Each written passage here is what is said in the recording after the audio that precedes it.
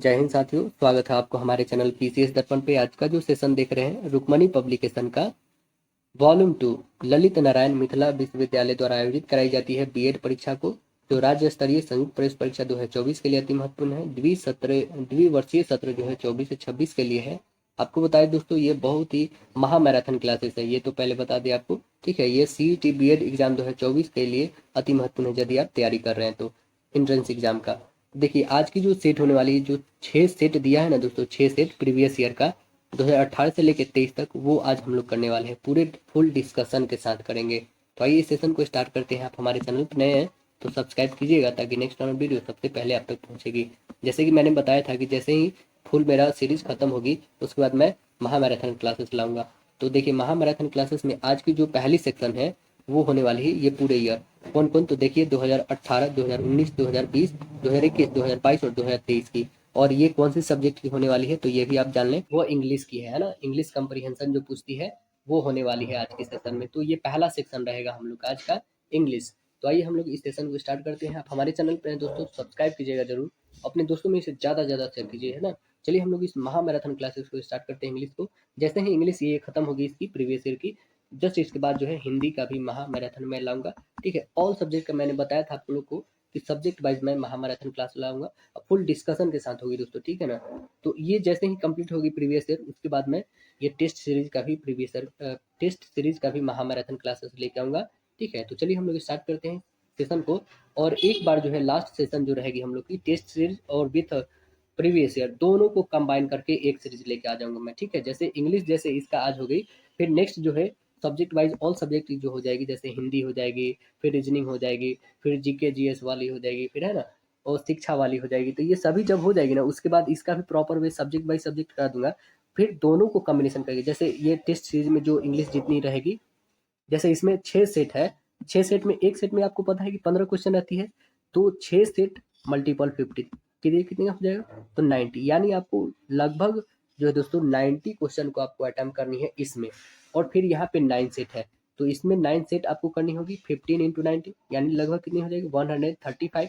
तो आप समझ रहे हैं ना, यहाँ पे लगभग आपको कितनी हो जाएगी 135, और फिर इसमें 90, इस दोनों को आप इंक्लूड कर लेंगे तब हम एक महामैराथन क्लासेस भी लेके आएंगे। ठीक है, तो चलिए स्टार्ट करते हैं सेशन को। अभी तो देख रहे हैं हम लोग previous year solve paper of Bihar CET BEd exam 2018 पे आ चुके हैं, जिसमें हम लोग पहला सेक्शन ही करना है हमें, जनरल इंग्लिश कंप्रीहेंशन का, है ना। तो 1 से 10 तक क्वेश्चन बनने वाला यदि हम लोग इस पैसेज को केयरफुली पढ़ते हैं। तो आइए हम लोग इससे पैसेज को केयरफुली पढ़ते हैं। देखिए क्या है इसमें, पैसेज पे क्या दिया हुआ है। देखिए यहाँ से डायरेक्शन क्या दिया है आपको कि 1 से 10 तक क्वेश्चन बनने वाला है ना, जनरल इंग्लिश कंप्रीहेंशन में। ये डायरेक्शन जो दिया हुआ उसे एक बार रीड करते हैं। Read the following passage carefully and choose the best answer out of 4 choices given the choice given after each question that following. देखिए क्या है हमारा पैसेज, बोल रहा है Donny was a good bowler and good man. Donny क्या था, एक अच्छा बॉलर था और वो बहुत ही अच्छा आदमी भी था। He was one of us, मतलब वह हम लोगों में से क्या था, एक था। He was a man who loved the outdoors, मतलब वो बाहरी चीज भी पसंद करता था, जैसे वो सिर्फ बॉलर ही नहीं था, वो और भी कुछ था, जैसे बाहरी भी उसे पसंद थी। एंड बॉलिंग, और बॉलिंग भी पसंद थी। And as a surfer he explored the beaches of southern California from La Jolla to Leo Carrillo and up to Pismo. देखिए जैसे ये बता रहा है पैसेज कि वो बॉलिंग के अलावे भी क्या करता था, वो एक्सप्लोर किया था बीच को, कहाँ से कहाँ तक, साउदर्न कैलिफोर्निया में, जो कहाँ से कहाँ तक पड़ता है, तो वह पड़ता है ला जोला टू लियो कैरिलियो तक, है ना, जो पिस्मो में है। He died like so many young men of his generation. He died before his time. मतलब वो अपने समय से क्या होता है, पहले ही मर जाता है। और यह जो है वो अपने समय से क्या कर देता है, पहले ही मर जाता है। अपनी पीढ़ी के कई युवाओं की तरह वह जो है अपने समय से पहले वो डेथ उसकी हो जाती है। In your wisdom Lord you took him as you took so many bright flowering young men at Kensan at Langdok at Hill 364। भगवान, आप अपनी बुद्धि से क्या करते हैं, उसे ले लेते हैं। जैसे आपने खेंसान में लैंगडोक में हिल 364 पर इतने सारे उज्जवल फूल वाले युवाओं को लिया है। अगला है this young man give their lives. इन युवाओं ने अपनी जान दे दी। एंड सो वुड डोनी, और डोनी भी ऐसे ही करेगा। Donny who loved bowling, Donny जिसे गेंदबाजी करना पसंद था।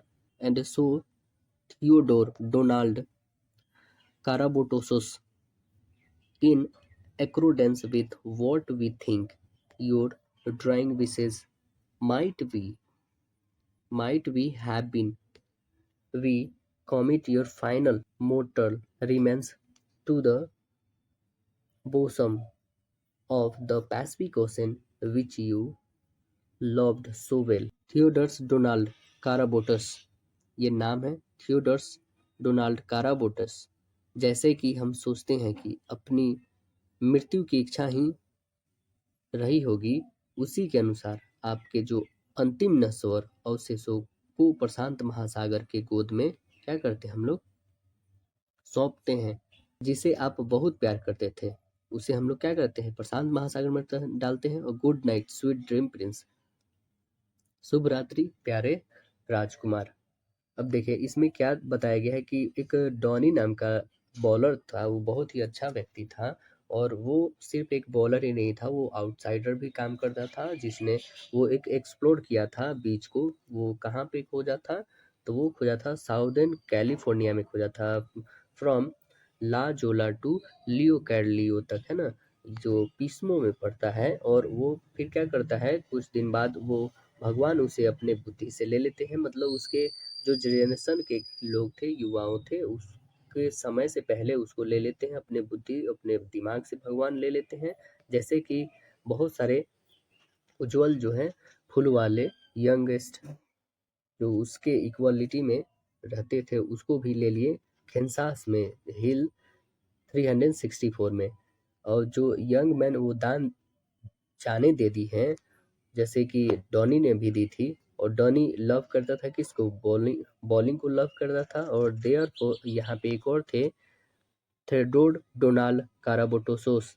इनके according think young drawing wishes might be have been, you commit your final mortal remains the postman of Pacific Ocean. जैसे कि आपको जो पसंद है उसी की तरह इनकी सभी को क्या करते हैं, आपके प्रशांत महासागर के गोद में सौंप देते हैं और गुड नाइट बोल देते हैं। उसके बाद स्वीट प्रिंसेस और राजा को शुभ रात्रि बोलते हैं। तो आइए इससे जुड़े प्रश्न क्या है देखते हैं हम लोग।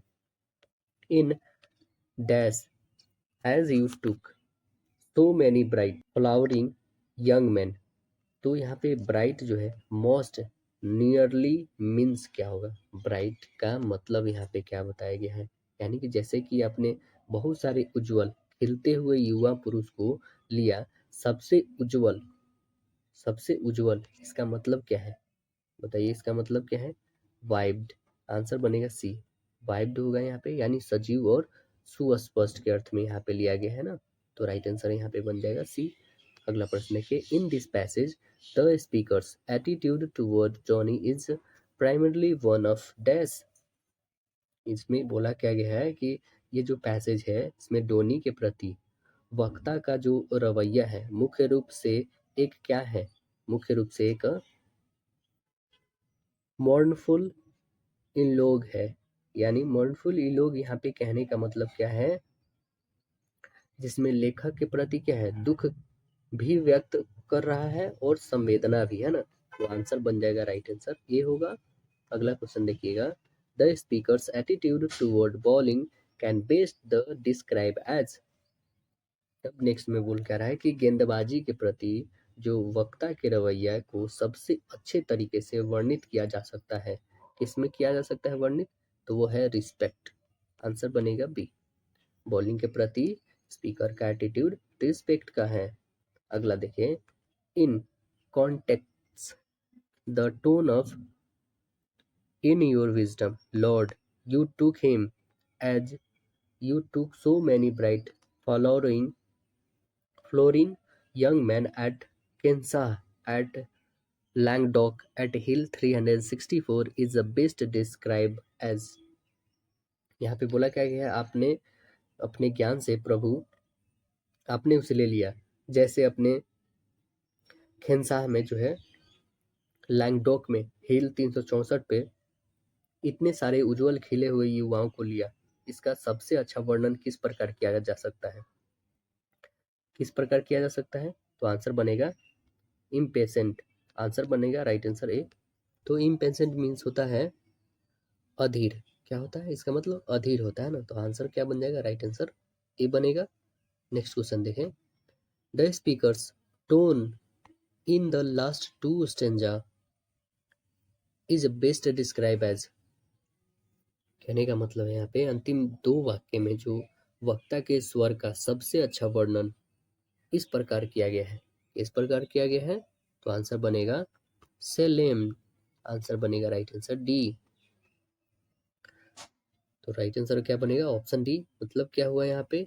गंभीर तरीके से किया गया है इस सेंटेंसेस को, स्टेंजा को, है ना, सेंटेंस को डिस्क्राइब किया हमने। स्टेंजा बोल दिया, यहाँ पे सेंटेंस है। Two sentence is the best describe. तो सोलेम राइट आंसर डी बनेगा। गंभीर तरीके से किया गया है। नेक्स्ट है question. In he was man who loved at outdoors dash bowling is। ऐसा वह वैसा व्यक्ति था जिसे जो आउटडोर बॉलिंग और पसंद थी डैश गेंदबाजी। तो आंसर क्या बनेगा ये बताइएगा। तो आंसर बनेगा हमारा अ नाउन। राइट आंसर यहाँ पे होगा अ नाउन। बॉलिंग का प्रयोग जो है किसके रूप में हुआ है? तो नाउन के रूप में हुआ है। नेक्स्ट क्वेश्चन देखें क्या बोला है। Into the bosom of Pacific Ocean. यहाँ पे बोसम मोस्ट नियरली मीन क्या होगा? इसका मतलब क्या है ना? इसका मतलब क्या है बोसम का? मतलब प्रशांत महासागर की गोद में, है ना, इसमें बताना है ये बोसम जो है सबसे करीब। इसका मतलब क्या है? क्या होगा इसका मतलब? बोसम मतलब यहाँ पे होता है छाती, है ना। क्या होता है? छाती होता है। तो यानी राइट आंसर क्या बनेगा? राइट आंसर हमारा ए चेस्ट दिख रही है। नेक्स्ट क्वेश्चन देखिए। द रेफरेंस टू खेंसा at Langdok at Hill 364 suggests. मतलब खेंसाह जो है लैंगडोक में हिल 364 पर का संदर्भ को हमें सुझाना है। क्या था वहां पे? तो आंसर बनेगी right answer D. The speakers also lost friends at this places. मतलब यहाँ पे बहुत सारे युवाओं को जो उज्जवल खिलते फूलों को उन्होंने वहां पे गवाया था। तो इसलिए आंसर बनेगा डी। नेक्स्ट क्वेश्चन देखिए। Lord refers to dash. Lord refers to dash यानी भगवान का उल्लेख है। क्या चीज में है उल्लेख? तो आंसर बनेगा सी, खुद भगवान। आंसर सी बनेगा। नेक्स्ट क्वेश्चन देखिए। Donny was good bowler and good man is a dash. बताइएगा क्या है? जो डॉनी एक अच्छा गेंदबाज और एक अच्छा इंसान था, यह एक कैसा सेंटेंस है? कैसा है यह? तो आंसर बनेगा बी, कॉम्प्लेक्स सेंटेंस है। यानी दो इसमें बातें की गई है। तो आंसर बनेगा right answer B, complex sentences है। तो चलिए अगला देखते हैं हम लोग डायरेक्शन क्या दिया है। 11 से 15 तक हमें बनेगा इससे question. Read the following passage carefully and choose the best answer out of 4 choices given after each question that follows. देखिए क्या है पैसेज में। Among the most important theme in the Disney movie the Little Mermaid are those of questioning, conversational thinking and pursuing और dream. कहने का मतलब है कि Disney film the Little Mermaid, जो डिज्नी फिल्म है द लिटिल मरमेड में सबसे महत्वपूर्ण विषय में पारंपरिक सोच पर सवाल उठाना और एक सपने का पीछा करना इसमें क्या है? शामिल है। नेक्स्ट है कि not only is aryl The Little Mermaid dominating denominating original thought, something that many seem to think she is lacking, but also she is rebelling against her species species father। कहने का मतलब है यहाँ पे कि नन्ही जो जलपरी है, not only Ariel, the Little Mermaid demonstrating, जो लिटिल जलपरी एरियल ने न केवल मौलिक विचार प्रदर्शित कर रही है, समथिंग, ऐसे कुछ जिसके बारे में कोई लोग सोचते हैं कि उसमें कमी है, बल्कि वह अपने जो प्रतिवादी पिता के खिलाफ क्या कर रही है, विद्रोह भी कर रही है। When Ariel express her love for a human prince, King Trident his furious। अब क्या हो रहा है कि जब एरियल जो है एक मानव राजकुमार के प्रति अपने प्यार का इजहार करती है, तो राजा जो ट्रेंडेड थे वो क्या हो जाते हैं, वो क्रोधित हो जाते हैं। When Ariel points out angrily that he does not understand her or even know the man who she loves, Trident reports know him। अब देखिए यहाँ पे क्या बोल रहा है कि यह जो एरियल जो थी वो क्या करने लगती है, एक मानव राजकुमार से प्यार का इजहार करने लगती है, तो वहां पे राजा क्रोधित हो जाते हैं। जब एरियल गुस्से से बताती है कि वह उसे नहीं समझता या उस आदमी को नहीं जानता, उससे वह प्यार करती है, तो जो ट्रेंडेंट ने जवाब क्या दिया है, ट्रेंडेंट जवाब दिया है कि उसे जानता हूँ, है ना, उसे क्या करता हूँ, मैं जानता हूँ। ट्रेंडेंट जवाब देता है know him, I don't need to know him, मतलब कि मैं तो जानता हूँ, उसे जानता हूँ, मुझे उसे जानने की जरूरत नहीं है ना। ही इज अ ह्यूमन, वह क्या है, वह एक इंसान है ना, वह एक इंसान है। अगला देखें, in a very real way Danny is encouraging children to question preconceived ideas that we may have against the certain group।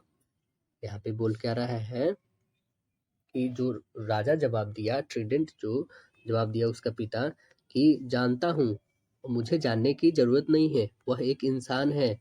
In a very real way डीनी डिज्नी, मतलब कि वह बहुत ही वास्तविक तरीके से डिज्नी बच्चों को उन पूर्वकल्पित विचारों पर सवाल उठाने के लिए प्रोत्साहित कर रहा है, जो हमारे पास जो है एक निश्चित समूह के खिलाफ है, एक निश्चित समूह के खिलाफ हो सकता है ना। अगला देखिए कि Disney also teach children to pursue what they love, मतलब डिज्नी जो है बच्चों को जो पसंद है उसे हासिल करने का भी क्या करता है, सिखाता है। We see that Ariel's loves for Prince Eric some Eric is more important than all else. यहाँ पे बताया क्या जा रहा है कि हम देखते हैं क्या कि प्रिंस जो है एरिक के लिए एरियल का प्यार अन्य सभी की तुलना में अधिक महत्वपूर्ण है। In turning to sea witch Ursula for help, Ariel make a mistake, but no true hero of heroine is flawless। अब यहाँ पे क्या बोल रहा है कि उसके मदद के लिए जो समुद्री जो चुड़ैल है उर्सुला की ओर मुड़कर एरियल जो है क्या करती है, गलती करती है, लेकिन नायिका का कोई भी सच्चा नायक निर्दोष नहीं होता है। Ariel puts herself, her family, and all merfolk in danger, but we see that with the help of her prince she is able to put everything right। अब यहाँ पे क्या करती है वो, चुड़ैल की तरफ तो मुड़ती है और नायक का कोई भी सच्चा नायिका का कोई भी सच्चा जो है नायक निर्दोष नहीं होता है, तो एरियल खुद को अपने परिवार और सभी व्यापारियों को खतरे में डालती है, लेकिन हम देखते हैं क्या कि वह राजकुमार की मदद से वह सब कुछ ठीक करने में सक्षम है। नेक्स्ट स्टेंजा क्या बोल रहा है, at the end of film we Ursula was forced King Trident so sacrifice his kingdom for his daughter's soul। The sea which rises out of water, gigantic and trifling, wearing the king's crown, holding his magic trident। Next stanza में बोल रहा है कि film के अंत में जब Ursula ने राजा ट्रिडेंट को अपनी बेटी की आत्मा के लिए अपने राज्य का बलिदान करने के लिए मजबूत किया, तो समुद्री चुड़ैल पानी से क्या करती है, बाहर निकलती है और भयानक क्या करती है, भयानक यानी विशाल जो है राजा का मुकुट पहने हुए और अपना जादुई विशाल त्रिशूल पकड़े हुए निकलती है बाहर। He laugh evilly and declares that she is a rules of all mermen and women, so search for a true love। अब यहाँ पे क्या बोलती है वो, बहुत ही भयानक तरीके से तो निकलती ही है। सी लाफ इविली मतलब वो कैसे हंसते हुए, चुड़ैल की तरफ हंसते हुए, ये मतलब कि बहुत ही भयानक तरीके से हंसते हुए निकलती है, बुरी तरह से हंसते हुए घोषणा करते हुए निकलती है कि वह सभी मर्दों और महिलाओं की शासक है और सच्चे प्यार के लिए बहुत कुछ है ना। अगला क्या बोल रहा है इसमें कि ऑल द स्क्रीम्स विक्टोरियसली, वो सच्चे प्यार के लिए कुछ भी है और वह विजयी होकर चिल्लाती है ना। Eric however succeed in piloting the crew of his ship strength through her belly, vanquishing her। क्या करता है यहाँ पे कि वह जब अपना चिल्लाते हुए विजय होकर चिल्लाती है, तब हालांकि एरिक सीधे उसके पेट के मध्य से होकर अपने जो जहाज का अगला भाग चलाने में सफल हो जाता है। Wasting her, the moral here is that we all make mistakes, what is truly important is how we right the wrongs we may do the other। तो सफलता पूर्वक निकल जाता है उसके पेट से, अगले भाग की तरफ निकल जाता है और उसे हरा देता है। यहाँ पे नैतिक बात यह है कि यदि हम सभी गलतियां करते हैं, है ना, हम लोग तो सभी गलतियां करते हैं, लेकिन वास्तव में महत्वपूर्ण यह है कि हम दूसरों के प्रति की गई गलतियों को कैसे सुधारते हैं, वो सबसे इम्पोर्टेंट है। तो देखिए इससे जुड़े हुए इम्पोर्टेंट हम लोग पॉइंट देखते हैं क्वेश्चन का। देखिए इसमें बोला यही गया ना कि एक फिल्म है, डिज्नी मूवी है द लिटिल मरमेड, इसके बारे में बताया गया है कि कैसे वो राजा से प्यार करती है, एक आदमी से जो उसके पिता उसको जानते हैं, बट वो क्रोधित में होकर जानते हैं कि हाँ मैं जानता हूँ ये कोई इंसान है, इसी के खिलाफ जो है अपने पिता के खिलाफ हो जाती है वो, और फिर जो है वो समुद्र की तरफ मुड़ जाती है। समुद्र की एक चुड़ैल निकलती है जो उसके सपोर्ट में रहती है, क्योंकि वो जो भी सच्चे प्यार करती है उसे सपोर्ट में रहती है, तो वहाँ पे ये सपोर्ट करती है और वो बोलती है कि सभी जो यहाँ पे पुरुष और महिलाएं हैं उसके मैं क्या हूँ, रूल करने वाली हूँ, मतलब उस पर शासन करने वाली हूँ मैं, मतलब उसके शासिका हूँ। यहाँ पे सीधे से बात समझिए।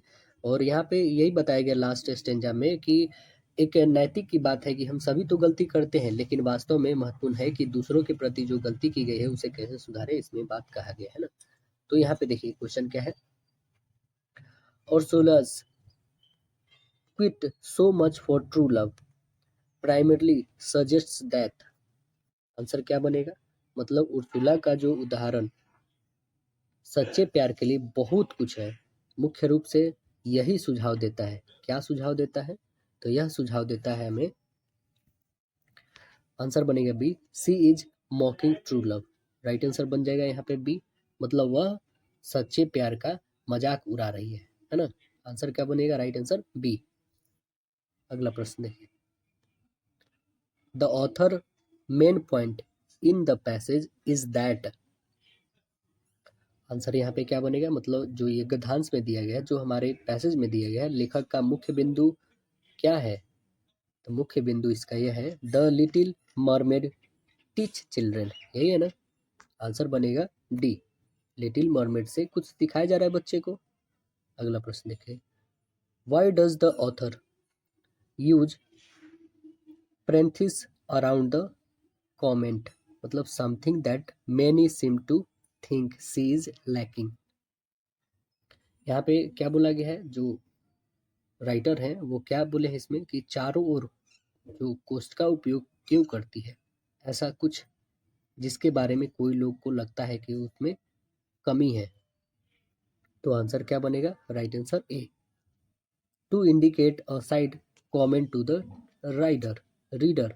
आंसर ए बनेगा। नेक्स्ट को क्वेश्चन देखेंगे, तो Ariel's father is called a speciesist because he dash, because because oppose Ariels loved based only on Eric being human। आंसर बनेगा राइट आंसर बी, मतलब केवल एरिक के इंसान होने के आधार पर एरियल के प्यार का विरोध करे। नेक्स्ट है, which of following would best illustrate the assertion made in line। Disney is encouraging children to question preconceived ideas that we may have against a certain group। कहने का मतलब है यहाँ पे जो डिज्नी बच्चों को एक निश्चित समूह के खिलाफ हमारे पूर्वकलिक जो विचार है पर सवाल उठाने के लिए प्रोत्साहित कर रहा है। इस जो लाइन में दिए गए दावे को कौन सा अच्छा चरित्र चित्रित करता है वही बताना है, कौन चित्रित करता है। तो आंसर बन जाएगा right answer D, a movie that documents the travels of rock band. Answer बन जाएगा राइट आंसर डी। तो अब आते हैं हम लोग, ये तो 18 का हो गया, अब आते हैं 2019 का करते हैं, इंग्लिश में क्या पूछा गया है। तो देख रहे हैं अब previous year solve paper of Bihar CET exam 2019 पे अब आ चुके हैं हम लोग, जिसमें पहला ही सेक्शन अभी करना है, फिर अगला जो मैराथन क्लासेस आएगी उसमें हम लोग सेकेंड सेक्शन करेंगे। तो इसमें है जनरल इंग्लिश कंप्रीहेंशन का, तो आइए पैसेज को केयरफुली पढ़ते हैं। इसमें भी 2 पैसेज दी हुई है। देखिए पहला पैसेज क्या है, हम लोग पढ़ते हैं।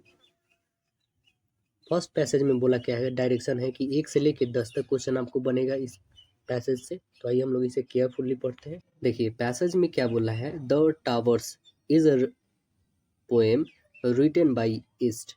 यह ईस्ट के द्वारा लिखा गया है कविता the tower. It has 3 part of corresponded to 3 stage of life, the 3 modes of relating to the world, but not in sense as simple as youth, adulthood, and old age. Rather, the first and third part of first and their poems in 3 poem sequence chart the internal experiences of an accelerant mind within a declarations body। देखिए यहाँ पे बोला जा रहा है कि east के द्वारा जो ये लिखी गई है कविता द टावर, इसके 3 भाग हैं जो जीवन के 3 चरणों या दुनिया से संबंधित 3 तरीकों से मेल खाते हैं। लेकिन जो युवा अवस्था है ना, वयस्क अवस्था और बुढ़ापे जैसी सरल योजना में नहीं, बल्कि पहले और तीसरे कविता के पहले और तीसरे भाग में 3 कविता अनुक्रम का एक ही गतिहीन शरीर के एक जो है तरित्व दिमाग के आंतरिक अनुभव को दर्शाते हैं। देखिए the second part is a more external remembrance passing elegiacally over the lore of the land. और दूसरे में क्या बोल रहा है कि दूसरा भाग जो है एक अधिक बाहरी स्मृति है जो भूमि के विद्या के ऊपर से क्या करती है, गुजरती है। The डेइंग poet is taking nostalgic survey of this works. मरता हुआ कवि इन रचनाओं का जो है उदासीन सर्वेक्षण कर रहा है। The first and third part take place within a dreaming mind, will the second take place within a dream. पहला और तीसरा भाग स्वप्न देखने वाले मन के भीतर घटित होता है, जबकि दूसरा भाग स्वप्न के भीतर घटित होता है। अगला स्टेंजा क्या बोल रहा है कि if we think of this poem as a ceremony, the first part sentence the first part sense that the end is near but is not ready to face it. The second part is a preparation ritual, and the third arrives at readiness and passes into nothing. अगर हम इस कविता को एक समारोह के रूप में सोचें तो पहला भाग महसूस करता है कि अंत निकट है, लेकिन वह इसका सामना करने के लिए तैयार नहीं है। तो दूसरा भाग एक तैयारी अनुष्ठान है और तीसरा भाग तत्परता पर आता है और शून्य में बदल जाता है। If this passing is to have any meaning, the poet must people himself enthusiastically into the next world rather than fall withered and bedraggled out of this world। यदि इस निधन का कोई अर्थ नहीं है, कोई अर्थ है, यदि इस निधन का कोई अर्थ है तो कवि को इस दुनिया में गिरने, मुरझाने और लंगड़ाने होने के बजाय खुद को उत्साहपूर्वक अगली दुनिया में ले जाना चाहिए। To do so, he must find the memories in which he was most। उन्हें क्या करना चाहिए, दूसरे देश में, दूसरे दुनिया में ले जाना चाहिए। ऐसे करने के लिए उसे उन यादों को ढूंढना होगा जिसमें वह सबसे अधिक था। Alive, many we once that still hurts the most। मतलब जो जीवित हैं, जीवित हो सकता है कि वे अभी भी सबसे अधिक पीड़ा पहुंचाते हों। जीवित हो सकता है ना कि वे अभी भी सबसे अधिक पीड़ा पहुंचाते हो। This moment were truly his and so are truly these two lived behind। ये क्षण जो है वास्तव में उसके थे और ये भी वास्तव में उसके पीछे छोड़ने के लिए है। तो इससे जुड़े जो है हमारा इम्पोर्टेंट क्वेश्चन क्या है उसे हम लोग देखते हैं। देखिए क्या है, the author compares the poem as a whole to, यानी बोल क्या जा रहा है यहाँ पे कि एक इसमें कवि जो है वो अपने कविता लिखते हैं और उसके बारे में बताए हैं। तो इससे जुड़े हुए यहाँ पे क्वेश्चन हमारा क्या बोल रहा है कि लेखक जो है समग्र रूप कविता की तुलना किस प्रकार करते हैं, किस प्रकार किए हैं, तो वह करते हैं और डेइंग पर्सन। और डेइंग पर्सन मीन्स होता है एक मरता हुआ व्यक्ति। अगला है the poet must find the memories in which he was most alive in order to, मतलब कवि को उन यादों को खोजना होगा जिनमें वह सबसे अधिक जीवित था। तो आंसर क्या बनेगा, right answer D, live this word with significance. Answer बनेगा राइट आंसर डी, यानी कि इस दुनिया का सार्थकता के साथ जोड़े, है ना। इसका मतलब क्या है, कीप अवे डेथ मतलब मौत को दूर रखे, बिकम अ पोएट मतलब कवि बने, और रीजन मेमोरीज मतलब यादें को पुनः प्राप्त करे। तो आंसर यहाँ पे डी राइट आंसर होगा। नेक्स्ट क्वेश्चन देखिएगा, the Perez passing illegally over the lore of the land indicate that the poet was dash। Answer क्या बनेगा यहाँ पे? यहाँ पे बोला क्या गया है कि ये जो वाक्यांश दिया गया है देश के एक विद्या के ऊपर से भव्य रूप से गुजरना इंगित करता है। तो कवि क्या थे? कवि क्या धीमी गति से दौड़ने वाले थे और स्लो रनर थे, या स्पीकिंग एट अ फ्यूलनर मतलब कि अंतिम संस्कार में बोलना था उनको, या फिर नॉरिंग अनशियंट टेल्स मतलब कि वो प्राचीन कहानी सुनाना है, या फिर taking shock of his life works मतलब उनके जीवन के कार्यों के जायजा लेना। तो आंसर क्या बनेगा? राइट आंसर ऑप्शन बी, मतलब वो क्या किए थे? अंतिम संस्कार में बोले थे। आंसर बनेगा बी यहाँ पे।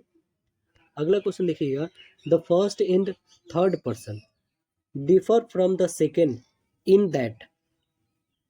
पहली और तीसरी कविताएं जो है दूसरे से कैसे अलग है, ये बताइए कैसे अलग है। तो देखिए, दे आर नॉस्टैल्जिक मतलब ये उदासीन है।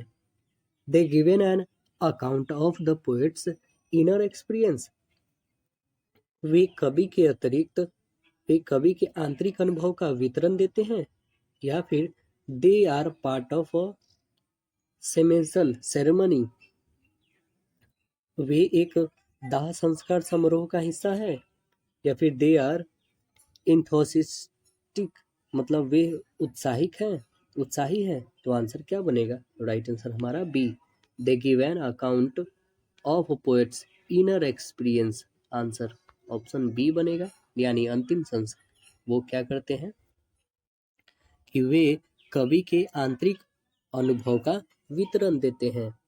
नेक्स्ट क्वेश्चन है, the 3 stage of life refers to dash. क्या होगा यहाँ पे आंसर? तो जीवन के 3 चरण का मतलब क्या है? यहाँ पे मतलब है youth, adult and old age. मतलब यहाँ पे क्या हुआ? युवावस्था, वयस्क अवस्था और बुढ़ापा, है ना। तो आंसर बन जाएगी राइट आंसर ए। अगला क्वेश्चन देखें। नेक्स्ट क्वेश्चन क्या बोल है, the tower is a poem written by east, this is a dash. यहाँ पे क्या बोला जा रहा है कि जो ये टावर कविता है यह ईस्ट के द्वारा लिखा गया है, यह एक क्या है? तो यह एक जो है सिंपल सेंटेंस है। आंसर ए बनेगा। नेक्स्ट देखें, the second part is more external reminiscing passing elegiacally over the lore of the land, this is a dash. यह क्या है? दूसरा भाग जो है एक अधिक बाहरी स्मृति है जो लैन की विद्या पर जो है सुरुचिपूर्ण ढंग से गुजरती है। तो यह एक क्या है बताइएगा, कैसा सेंटेंस है ये? यह एक जो है आपका कॉम्प्लेक्स सेंटेंस है। आंसर इसमें भी ए बनेगा। नेक्स्ट देखिए, passing in the sentence in question 7 is a, जैसे जो दिया गया है क्वेश्चन प्रश्न संख्या 7 के वाक्य में जो गुजरना है इसका मतलब क्या है? गुजरना क्या है? यहाँ पे जिरंड है, पार्टिकल है, प्रेजेंट पार्टिकल्स है, या नॉन ऑफ दीज है। तो आंसर बनेगा हमारा ये जिरंड है। आंसर ए बनेगा। Passing in if this passing passing in if this passing is so have any meaning is a dash। यहाँ पे बोला क्या गया है, अगर इस गुजरने का कोई मतलब है, में गुजरना है क्या? गुजरना क्या है यहाँ पे बताइए? नाउन है, नॉन फाइनाइट वर्ब है, फाइनाइट वर्ब है, नॉन ऑफ दीज है। तो आंसर बनेगा हमारा राइट आंसर ए, एक नाउन है। अगला देखिए, the next world refers to मतलब कि अगली दुनिया का मतलब क्या है? अगली दुनिया का मतलब क्या बोले हैं इसमें लेखक? To world of youth, to world of adulthood, to world the world of old age, the world of death. तो आंसर क्या बनेगा? राइट आंसर हमारा डी यहाँ पे, द वर्ल्ड ऑफ डेथ यानी मृत्यु का दुनिया। अगला भी पैसेज देखते हैं हम लोग क्या है कि इसमें 11 से 20 तक क्वेश्चन बनने वाली है। तो देखिए इस पैसेज को पढ़ते हम लोग क्या है, educational planning should aim at meeting the educational resource needs of interior population of all age groups। Means शैक्षिक जो योजना का उद्देश्य सभी आयु के समूह की संपूर्ण आबादी की शैक्षिक जो है आवश्यकताओं को पूरा करना होना चाहिए, है ना। Will the traditional structure of education has a three-layer hierarchy from the primary stage of the university represent the core. We should not overlook the periphery which is equally important। यानी कि जबकि शिक्षा का पारंपरिक संरचना में प्राथमिक चरण से लेकर विश्वविद्यालय तक 3 स्तरीय जो पदानुक्रम है जो मूल्य का प्रतिनिधित्व करता है, और हम जो है परिधि का नज़रअंदाज नहीं करना चाहिए, हमें परिधि का नज़रअंदाज नहीं करना चाहिए जो समान रूप से क्या है, महत्वपूर्ण है। Under modern conditions workers need to rewind or renew their enthusiasm or strike out in new direction or improve their skills as much as any university professors। जो अब आधुनिक परिस्थिति में श्रमिकों को अपने उत्साह को फिर से बढ़ाना या नवीनीकृत करने या नई दिशा में आगे बढ़ाने या किसी भी विश्वविद्यालय के प्रोफेसर के समान अपने कौशल में सुधार करने की आवश्यकता है। The retired and aged have their own needs as well. मतलब कि जो क्या हो चुके हैं, रिटायर यानी सेवानिवृत्त हो चुके हैं, जो वृद्ध को भी अपनी जरूरत होती है। Educational planning in other words should take care of the needs of anyone। जो दूसरे शब्दों में शिक्षा योजना में सभी की आवश्यकताओं का ध्यान रखना चाहिए। अगला क्वेश्चन, अगला इसमें स्टेंजा क्या बोल रहा है, our structure of education have been built up on the assumption that there is a terminal point of education। मतलब हमारी शिक्षा की संरचना इस धारणा पर बनी है कि शिक्षा का एक अंतिम बिंदु है। This basic defect has become all the more harmful today. जो आज क्या है, जो यह मूल दोष आज और अधिक हानिकारक हो गया है। UNESCO reports certified learning to be prepared by eager Pure and other in 1973 asserts that the education of children must prepare future adult for various forms of self-learning।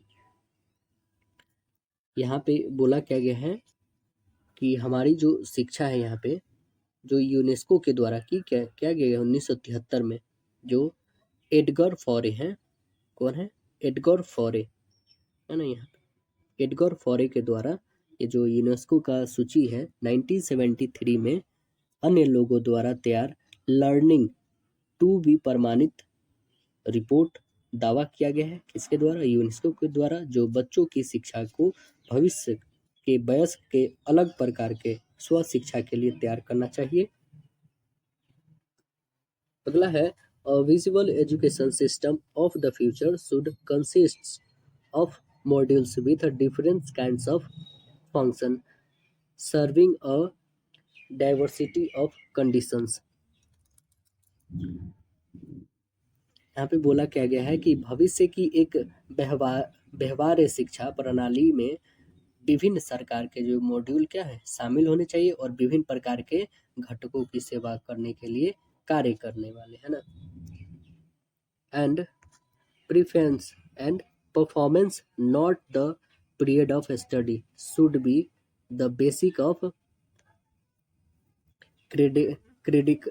credentials। यहाँ पे बोला क्या गया है कि भविष्य की एक व्यवहार्य शिक्षा प्रणाली में अलग प्रकार की मॉड्यूल को शामिल होना चाहिए, जो विभिन्न प्रकार के घटकों की सेवा करने वाले कार्य हो, और प्रदर्शन नहीं, अध्ययन की अवधि साख का आधार होना चाहिए। इन व्यू, अगला सेंटेंस कह रहा है, इन view of the fact that the significance of a commitment of the lifelong learning and lifetime education is being discussed only in recent years. Even in educationally advanced countries, the the possibility of idea becomes an integral part of education. Thinking seems to be far city cry far cry। अब यहाँ पे बोला क्या गया है कि विभिन्न प्रकार के जो घटकों की सेवा करने वाले जो कार्य हैं और प्रदर्शन नहीं करने वाले अवधि के जो आधार होने चाहिए। तो यहाँ पे बोला क्या है, इन व्यू, यानी इस तथ्य को ध्यान में रखते हुए कि आजीवन सीखने और आजीवन शिक्षा के प्रति प्रतिबद्धता के महत्व पर केवल हाल के वर्षों में यहाँ तक कि शैक्षिक रूप में उन्नत देशों में भी चर्चा की जा रही है कि विचार की जो शैक्षिक सोच का एक अभिन्न अंग बनने का संभावना बहुत ही दूर की कौड़ी लगती है। अगली बोल क्या रहा है, to move the direction means much more than some simple rearrangements of present organisations of education. मतलब दिशा में आगे बढ़ने का मतलब कुछ से अधिक है शिक्षा के वर्तमान संगठन की सरल पूर्ण व्यवस्था। But a good beginning can be made by developing open university programs for older learners or different categories and introducing extension service in the conversational college and schools।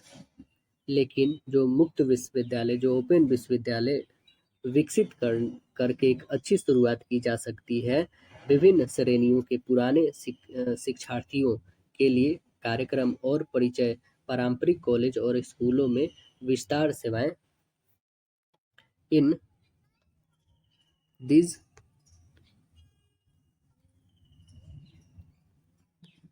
these institutions should also learn to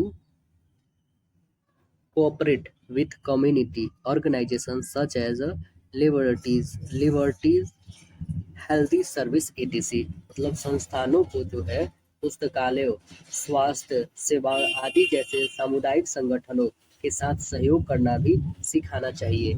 इससे जुड़े important point क्या है, ये इसमें शिक्षा के बारे में दिया गया है इस मैसेज में कि our structure of education have been build up on the assumption that, यानी बोला क्या है, हमारी शिक्षा की संरचना का निर्माण किया गया है, यह धारणा है कि, क्या धारणा है बताइएगा, there are many face of education, मतलब शिक्षा का कई पहलू हैं, या फिर there terminal point of education, या फिर शिक्षा का अंतिम बिंदु है, या फिर there is terminal point of education, मतलब शिक्षा का अंतिम बिंदु। दोनों बातें की बोला गया अभी, नन ऑफ दिस। तो राइट आंसर क्या बनेगा यहाँ पे, तो ऑप्शन नंबर आपकी बनेगी right answer B, there is terminal point of education, है ना, आंसर बी बनेगी, शिक्षा का अंतिम बिंदु।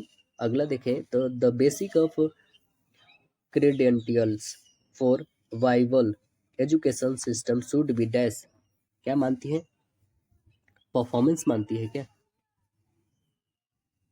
व्यवहारिक शिक्षा प्रणाली के लिए प्रमाण पत्रों का आधार क्या होना चाहिए, प्रमाण पत्र का आधार क्या होना चाहिए, क्या होना चाहिए, प्रेफरेंस यानी प्रदर्शन होना चाहिए, अध्ययन की अवधि पीरियड ऑफ स्टडी होनी चाहिए, स्टडी ऑफ आवर मतलब कि अध्ययन के घंटे, या फिर ये सभी। तो आंसर क्या बन जाएंगे हमारे, बताइएगा, तो राइट आंसर ए, परफॉर्मेंस होनी चाहिए, है ना, मतलब कि हमारा प्रदर्शन होना चाहिए, राइट आंसर बनेगा ए आपका।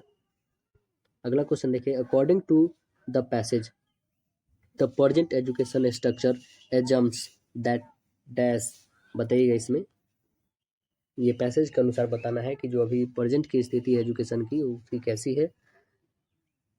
All people can be educate as per need, मतलब कि सभी लोगों को आवश्यकता अनुसार शिक्षा किया जा सकता है। दूसरा क्या है, educational planning at present in practical मतलब जो शिक्षा है, शिक्षा योजना जो है वो वर्तमान में व्यवहारिक रूप में है। दूसरा क्या है, education is one time process, मतलब शिक्षा एक बार की ही प्रक्रिया है, या फिर नॉन ऑफ दीज। तो आंसर क्या बन जाएगी हमारी, right answer C, education is one time process, मतलब वो क्या है, आंसर यहाँ पे सी बनेगी, मतलब शिक्षा एक बार की प्रक्रिया है। अगला देखेंगे तो the traditional structure of education has और डैश, मतलब यहाँ पे बोला क्या गया है कि शिक्षा की जो पारंपरिक संरचना है वो क्या है, टू टू लेयर हायरार्चीज, या फिर 3 लेयर ऑफ हायरार्चीज, या फिर 4 लेयर सिस्टम, या ऑल ऑफ दिस। तो यहाँ पे क्या बनेगी हमारी right answer, option number B बन जाएगी। यहाँ पे बोले तो यहाँ पे हमारी 3 परत का जो पदानुक्रम है वो बनने वाली है, राइट आंसर बी होगा। Educational planning should aim eight meeting educational need, education needs of, कहने का मतलब है कि शिक्षा योजना का लक्ष्य जो है निम्नलिखित में से निम्नलिखित की शिक्षा आवश्यकताओं को पूरा करना होना चाहिए। तो देखिए क्या है option, early childhood age group, दूसरा क्या है टीनेजर्स, तीसरा क्या है ऑल एज ग्रुप्स, चौथा क्या है नन ऑफ दिस। तो आंसर क्या बनेगी हमारी, राइट आंसर बनेगी option C, all age groups, right answer C बनेगी। मतलब कि जो शिक्षा योजना का लक्ष्य है ये शिक्षा आवश्यकताओं की पूर्ति करती है, सभी को न करेगी, तो राइट आंसर सी बनेगा। फिर हम लोग अब चलते हैं 2019 वैसे खत्म किए, अब 2020 का क्वेश्चन देखते हैं कि क्या क्या है उसमें सेक्शन 1 में। देखिए अगला जो आ गया हम लोग का previous year solve paper of Bihar CET BEd exam 2020 का। देखिए इसमें सेक्शन 1 जनरल इंग्लिश कंप्रीहेंशन का डायरेक्शन इसमें क्या है, पहले पैसेज नहीं दिया हुआ है, आई थिंक पैसेज इसमें है भी नहीं है ना। देखिए क्या है 2020 में पूछा गया क्वेश्चन में डायरेक्शन दिया है, क्वेश्चन 1 से 2 बनेगा, fill in the words opposite in meaning of given item. तो देखिए क्या दिया है, द टीचर वाज हैप्पी, यहाँ पे जो ये आइटम है ना इस हैप्पी का हमें क्या बताना है, opposite meaning with the student, मतलब जो शिक्षक थे वो किसके साथ खुश थे, वो स्टूडेंट के साथ। तो हैप्पी का क्या होता है, खुशी, यानी इसका अपोजिट क्या होगा, सैड। तो आंसर क्या बन जाएगा, right answer A, the soldier was kind. तो क्या थे सोल्जर, क्या था दयालु था ना, तो हमें काइंड का बताना है, दयालु का उल्टा क्या होता है, हेट। तो आंसर क्या बन जाएगा, निर्दयी मतलब। तो आंसर बन जाएगा राइट आंसर सी, क्रूएल। अगला प्रश्न देखिए, इसमें डायरेक्शन बोला क्या गया है कि 3 से 7 तक क्वेश्चन बनने वाला है। ये दिया क्या है, given alternatives in below given items, choose the correct and reflecting meaning. देखिए क्या है कि animal that can live on land and water, वो जानवर जो कहाँ रहते हैं, पानी में भी और पृथ्वी भूमि पे भी रहते हैं, उसे क्या बोलते हैं हम लोग, तो उसे बोलते हैं हम लोग एम्फीबिया। क्या बोलते हैं, एमिफीबियस, एमिफीबियस बोलते हैं, आंसर सी बनेगा इसका, एमिफीबियस यानी उभयचर प्राणी उसे बोलते हैं, जैसे मेढक हो गया। अगला प्रश्न है कि custom of having many wifes, यहाँ पे वाइफ्स मतलब समझ रहे हैं, ये प्लुरल फॉर्म दिया है किसकी, तो वाइफ का प्लुरल फॉर्म है ये वाइफ्स। तो बताइए वो जो बहुपत्नीत्व वाले होते हैं उसे क्या कहते हैं, उसे कहते हैं पोलियोजेमी। आंसर बनेगा राइट आंसर है पोलियोजेमी, बहुपत्नीत्व इसी को बोलते हैं। अगला प्रश्न देखें, a thing which easily catch fire. तो आइए इसका आंसर देखते हैं क्या बनेगा, a thing which easily catch fire means क्या होगा यहाँ पे आंसर, इनफ्लेमेबल मतलब ज्वलनशील, राइट आंसर बी बनेगा। अगला है एन अनमैरिड मैन, उसे क्या बोलेंगे हम लोग, अनमैरिड मैन को बैचलर मतलब कुंवारा, आंसर बन जाएगा right answer A. Next question देखें, animal that feed on grass, वो एनिमल जो क्या घास खाने वाली होती है उसे क्या बोलते हैं हम लोग, उसे कहते हैं गार्मिनीवोरस, आंसर बी डी बनेगा, गार्मिनीवोरस।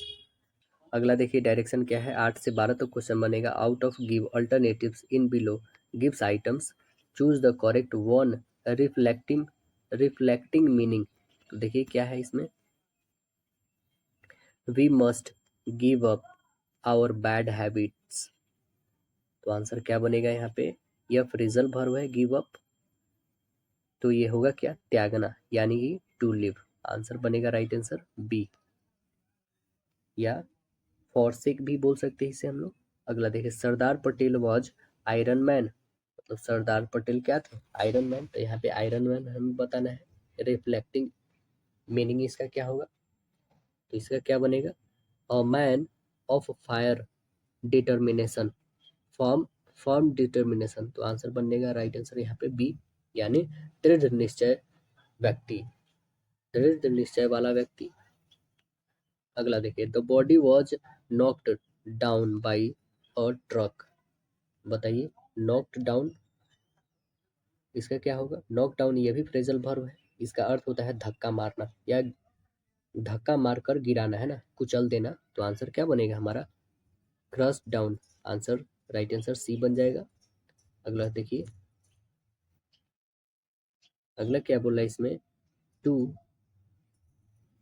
Read between the lines, to read between the lines, यानी कि यह जो है to read between the lines, ये क्या हमारा आइडम है, यानी छुपे हुए भाव को क्या समझना। तो आंसर क्या बनेगा हमारा, right answer C, to understand the hidden meaning of the read writer. Answer C बनेगा। अगला देखिए, one should not make irrelevant remark, one should not make irrelevant remark. तो आंसर क्या बनेगा हमारा, मतलब असंगत, यहाँ पे ये एडजेक्टिव है, एडजेक्टिव। तो ये देखेंगे आप क्या कि असंगत या अप्रासंगिक, यानी none being, not being to point, not being to the point. Answer C बनेगा। डायरेक्शन 13 से 15 तक क्या है कि fill in the blank with the following items. क्या दिया हमारे पास कि work hard dash your should fail, क्या बनेगा यहाँ पे, तो यहाँ पे बन जाएगा राइट आंसर लेस्ट रखेंगे यहाँ पे, लेस्ट मतलब ऐसा न हो कि, है ना, यहाँ पे क्लोज यही लगेगा, subject plus should plus V1 होगा यहाँ पे। तो hard lest, work hard lest you should fail. Next question है कि we sailed dash the river. Answer क्या बनेगी यहाँ पे, तो ये प्रीपोजिशन यहाँ पे लगने वाला है in, we sailed in the river, यानी यहाँ पे इस वर्ड को पूरा करने के लिए हम लोग पढ़ेंगे क्या, we sailed in the river. Next क्या बोल रहा है कि at last he yielded, at last he yielded dash temptation. क्या बनेगा यहाँ पे भी प्रीपोजिशन लगाना है, तो वो कौन सा प्रीपोजिशन लगेगा, यहाँ पे टू लगेगा, है ना, यील्ड टू द टेम्पटेशन। तो राइट आंसर बन जाएगा ऑप्शन सी, यानी समर्पण देना, टेम्पटेशन मीन्स समर्पण देना, है ना। तो फिर ये भी हमने 2020 का खत्म किया, अब आते हैं 2021 में जो क्वेश्चन पूछा गया है उसे देखते हैं हम लोग। तो देखिए आ चुके हैं हम लोग previous year solve paper of Bihar CET BEd exam 2021 वाले पे भी आ चुके हैं। इसमें सेक्शन 1 हम लोग जो करते हैं जनरल इंग्लिश कॉम्प्रिहेंशन, जो है हमारा डायरेक्शन 1 से 5 तक दिया गया है क्वेश्चन का। तो आइए हम लोग इसे सॉल्व करते हैं और देखते हैं कि इस पैसेज को केयरफुली पढ़ते हैं और इससे जुड़े क्वेश्चन जो है हम लोग बना रहे हैं, ठीक है ना। तो सेक्शन जो हमारा सेक्शन 1 जो है हमारे पास क्या है, जनरल इंग्लिश कॉम्प्रिहेंशन का। तो आइए हम लोग इसको पढ़ते हैं। चलिए 1 से 5 तक क्वेश्चन हमें बनने वाली है। वो क्या है हमारे पास, देखिए पैसेज में क्या बोल रहा है कि self directed learning in this broadest meaning describe a process in which individual take a initiative which or without the help of others in diagnosing their learning needs, formulating of learning goals, identifying resources for learning, choosing and implementing learning strategies and evaluating learning outcomes। देखिए इसके बारे में थोड़ा जानते हैं क्या बोल रहा है ये, कि जो स्वनिर्देशित शिक्षा है अपने समाज, अपने व्यापक अर्थ में जो है एक ऐसी प्रक्रिया का वर्णन करता है जिसमें व्यक्ति अपनी बढ़ती ज़रूरतों का निदान करने में, सीखने के लक्ष्यों का निर्धारण करने में, सिखाने के लिए जो है संसाधनों की पहचान करने में और सीखने की रणनीतियों को चुनने और लागू करने और मूल्यांकन करने में दूसरी की मदद के साथ या उसके बिना पहले करता है ना। Thus, it important of attain new knowledge easily and skillfully for the rest of his or her life। बोल क्या रहा है यहाँ पे कि उभरते परिणाम इस प्रकार अपने शेष जीवन के लिए आसानी से और कुशलता से नई ज्ञान प्राप्त करना क्या है, महत्वपूर्ण है। What is the need for self-dedicated learning? One reason is that there is conversing evidence that people who take the initiatives in learning learn more things and learn better than people waiting to be taught। यहाँ पे बोला क्या जा रहा है कि स्वनिर्देशित शिक्षा की क्या आवश्यकता है। यहाँ पे यही ना क्वेश्चन पूछा गया है, स्वनिर्देशित शिक्षा की क्या आवश्यकता है। बोला गया ना कि सेल्फ डेडिकेटेड लर्निंग की क्या आवश्यकता है, what is needed for self dedication learning, क्या जरूरत है इसकी।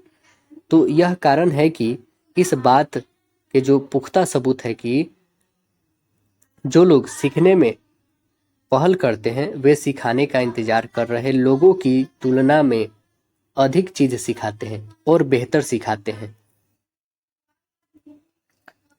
Learn better. The second reason is that self dedicated learning is more in a true tune with our natural processes of psychological development।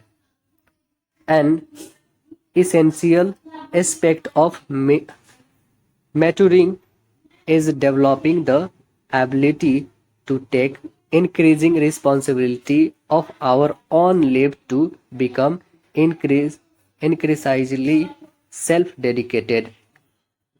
यहाँ पे बोला जा रहा है कि दूसरा कारण यह है कि स्वनिर्देशित शिक्षा हमारे मनोवैज्ञानिक विकास की जो प्राकृतिक प्रक्रियाओं के अधिक अनुरूप है। परिपक्व होने का एक जो है अनिवार्य पहलू तेजी से आत्मनिर्देशित होने के लिए अपने जीवन की बढ़ती जिम्मेदारी लेने की क्षमता विकसित करना है। और तीसरा क्या है, the third reason is that many of the new development in education put a heavy responsibility on learners to take a good lead of initiatives in their own learning. तीसरा कारण क्या है, यह है कि शिक्षा में कई नई विकास ने शिक्षार्थियों पर अपने स्वयं के सीखने में अच्छा पहल करने की भारी जिम्मेदारी डाल दी है। To meet the challenge in today's instructive environment, self-directed learning is most essential। यहाँ पे क्या बोल रहा है कि आज के जो शिक्षाप्रद माहौल में चुनौती का सामना करने के लिए जो स्वनिर्देशित शिक्षा है जो वो सबसे क्या है, जरूरी है, सबसे आवश्यक है। तो इसमें बताया गया है शिक्षा जो एजुकेशनल है सेल्फ डेडिकेटेड लर्निंग जो है वो कितने स्टेज है, 3 स्टेज है। वो तीनों स्टेज के बारे में बताया गया है कि पहला कैसा है, सेकेंड कैसा है और थर्ड कैसा है, इसके बारे में बताया गया है ना। तो चलिए इससे जुड़े इंपॉर्टेंट क्वेश्चन है जो हमारा से हम लोग लगाते हैं। देखिए क्वेश्चन क्या है कि in self dedicated learning and individual, कहने का मतलब क्या है यहाँ पे, स्वनिर्देशित जो लर्निंग है वह एक व्यक्ति है, कैसा है, टेक इनिशिएटिव विथ और without the help of other, मतलब दूसरों की मदद के साथ या उसके बिना पहल करता है। तीसरा अगला देखें, बात तो यही सही बोल रहा है यहाँ पे, राइट आंसर तो यही होना चाहिए कि टेक इनिशिएटिव विथ और without the help of other, मतलब कि दूसरों की मदद के साथ या उसके बिना पहल करता है। दूसरा ऑप्शन ऐसे क्या बोला है कि is passive and waits for direction, मतलब बोल रहा है क्या कि निष्क्रिय है और निर्देशों का जो है प्रतीक्षा करता है। बिल्कुल गलत है यहाँ पे। तो हमारा आंसर मिल चुका है। चलिए आगे हम लोग पढ़ते हैं। ये अगला क्वेश्चन क्या है, there is needed for self dedicated learning because, क्यों जरूरी है हमें सेल्फ डेडिकेटेड? क्योंकि इट इज लेस चेंजिंग, ऐसा कुछ नहीं, कम चुनौतीपूर्ण है, बिल्कुल गलत है बात है ये। It helps people to learn more, think and learn better, हाँ बिल्कुल बात सही है, बोला गया कि हमें क्या करना होगा कि यह जो है लोगों को अधिक चीजें सिखाने और बेहतर सिखाने में मदद करता है, बात तो सही है ये। तो आंसर हमारा यहाँ पे क्या बन जा रहा है? बी। नेक्स्ट देखिए, which word best describe self dedicated learning, कौन सा वर्ड जो है वो बहुत ही अच्छा से डिस्क्राइब कर रहा है किसको? सेल्फ डेडिकेटेड लर्निंग को। तो कौन सा है जो स्व निर्देशित शिक्षा को सबसे अच्छा प्रदर्शन कर रहा है? तो क्या एक्टिव लर्निंग है? बिल्कुल बात सही है, एक्टिव लर्निंग ही है, आंसर बनेगा ये, मतलब सक्रिय शिक्षित है। अगला प्रश्न देखिए, the modern environment according to the author is, जो लेखक के अनुसार बताना है कि आधुनिक वातावरण क्या है? क्या है? डिस्ट्रैक्टिव है, या फिर इंस्ट्रक्टिव है, या फिर लेस डेवलपमेंट, या फिर इम्प्रैक्टिबल है? क्या है यहाँ पे? इम्प्रैक्टिबल है। तो आंसर क्या बनने वाला है यहाँ पे? देखिएगा आप, रिस्ट्रक्टिव मीन्स होता क्या है? इसका मतलब होता है क्या है? रिस्पेक्टिव मतलब होता है प्रतिबंधात्मक, है ना, और इंस्ट्रक्टिव मतलब होता है शिक्षाप्रद। तो आंसर तो हमारा राइट आंसर यहीं पे बन रहा है, बी। अगला क्वेश्चन देखिएगा, the synonym of the words diagnosing is, हमें बताना है साइनोनिम किसका? वो डायगोनेसिंग का। तो इसका साइनोनिम होता क्या है? डायगोनेसिंग मतलब होता क्या है ये पहले जानेंगे हम लोग। डायगोनेसिंग मतलब होता क्या है? तो डायगोनेसिंग मीन्स होता है यहाँ पे समस्या या फिर रोग की पहचान करने या फिर निदान करना। तो आंसर क्या बनेगा हमारा? राइट आंसर बनेगा आइडेंटिफाई करना, राइट आंसर सी बनेगा। अगला क्वेश्चन देखिए, नेक्स्ट क्वेश्चन क्या बोल रहा है यहाँ पे? हमारे पास दिया है डायरेक्शन कि क्वेश्चन नंबर 6 से लेकर 9 तक बनने वाला, हमें बताना है कि which can be substituted for the line for the one, है ना। देखिए, अ स्ट्रॉन्ग डिसलाइक मीन्स कहने का क्या मतलब है यहाँ पे? अ स्ट्रॉन्ग डिसलाइक मीन्स क्या होता है? मतलब कि यहाँ पे बोला गया है एक तीव्र जो है नाप संबंदगी, है ना, मतलब बहुत ही स्ट्रॉन्ग है ये डिसलाइक। तो आंसर क्या बनने वाली है यहाँ पे? अति घृणा, द्वेष। तो आंसर बन जाएगी right answer C, animosity. Answer बनेगा एनिमोसिटी, आंसर सी हो जाएगी। अगला देखेंगे, रेसिप्रोसिटी मतलब होता है क्या है? इसका मतलब होता है पारस्परिक, है ना। इंट्रेटी मतलब होता है क्या है? इसका मतलब होता है विनती। और मैलिसी मीन्स होता है दुर्भावना। अगला क्वेश्चन है, a place where birds kept are kept, वे स्थान जहाँ पे क्या रखे जाते हैं? बर्ड्स, उसे क्या बोलेंगे हम लोग? उसे बोलेंगे एवियरी। आंसर बोलेंगे ए, एवियरी, मतलब पक्षीशाला बोलेंगे उसे। अगला देखिए, लॉस ऑफ मेमोरी मतलब कि क्या? लॉस ऑफ मेमोरी मतलब याददाश्त खो जाना, तो उसे क्या बोलेंगे हम लोग? आंसर बनेगा right answer B, amnesia. Answer बोलेंगे राइट आंसर बी, एमनीसिया हो जाएगा यहाँ पे। अगला क्वेश्चन देखिएगा, एम्ब्रोसिया मतलब होता है क्या? एम्ब्रोसिया मतलब होता है अमृत, है ना। और इंसोमनिया मीन्स होता क्या है? इसका मतलब होता है अनिद्रा, यानी लॉस ऑफ स्लीप। और फॉरगेटिंग मीन्स क्या होता है? भूलना। अगला क्वेश्चन देखिए, स्टडी ऑफ साउंड्स, किसकी? ध्वनि की। तो क्या बनेगा यहाँ पे? ध्वनि का अध्ययन किस में करते हैं हम लोग? आंसर बनेगा आपका right answer option D, phonetics में करते हैं, राइट आंसर बनेगा डी, फोनेटिक्स में, है ना। और सेमेनेटिक्स मीन्स क्या होता है? सेमेनेटिक्स मीन्स होता है शब्द और वाक्यांशों का अर्थ होता है। और साइलिस्टिक्स मीन्स होता है क्या है? शैली विज्ञान होता है ना। और लिंग्विस्टिक्स मीन्स होता है भाषा विज्ञान। तो आंसर डी बन जाएगा। देखिए, अगला डायरेक्शन दिया है, 10 से 12 तक क्वेश्चन बनने वाला हमें। Suitable alternative fill in the blank in the sentence to make a meaningful. तो आइए देखते हैं क्या है। In order to maintain good health one should eat और डैश डाइट। आंसर क्या बनेगा हमारा? राइट आंसर बनेगा बैलेंस डाइट, आंसर सी बनेगा, मतलब हमें संतुलित करना चाहिए ना गुड हेल्थ के लिए। अगला क्वेश्चन देखिए, नेक्स्ट क्वेश्चन क्या है? The police dash the mob, क्या होगा यहाँ पे? डैश द मॉब मतलब क्राउड। तो आंसर क्या बनेगा? राइट आंसर हमारा डी, डिस्प्रेस्ड। आंसर, राइट आंसर हमारा क्या बन जाएगा? ऑप्शन डी होगा। मतलब पुलिस जो है यहाँ पे क्या कर रही है? डैश भीड़। तो आंसर क्या बन जाएगा? डिस्पैर्ड। भीड़ को जो है छिताड़ने के लिए जो डिस्पैर्ड शब्द का यहाँ पे प्रयोग किया गया है। अगला क्वेश्चन देखिएगा। ही द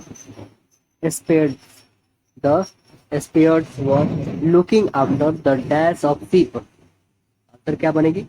यहाँ पे आंसर बन जाएगा हमारा फ्लॉक। राइट आंसर क्या बन जाएगी? राइट आंसर हमारा डी बनेगा। मतलब जो चारागाह की देखभाल कर रहा था वो क्या है? वह फ्लॉक। आंसर यहाँ पे जो देखभाल कर रहा था वो फ्लॉक। यहाँ पे आंसर डी बनेगी। A group of ship flock कहते हैं, और क्रू कहते हैं पानी वाले जहाज को, मतलब हवाई जहाज का स्टॉक। और फ्लीट कहते हैं, फ्लीट जो है ये होता है संग यात्रा करने वाले जहाज या नावों का बेड़ा। अगला डायरेक्शन दिया है 13 से 15। Fill in the blank with a suitable preposition from the alternatives given under each sentence. क्या है हमारा? The visit of PM has been advanced dash 2 days।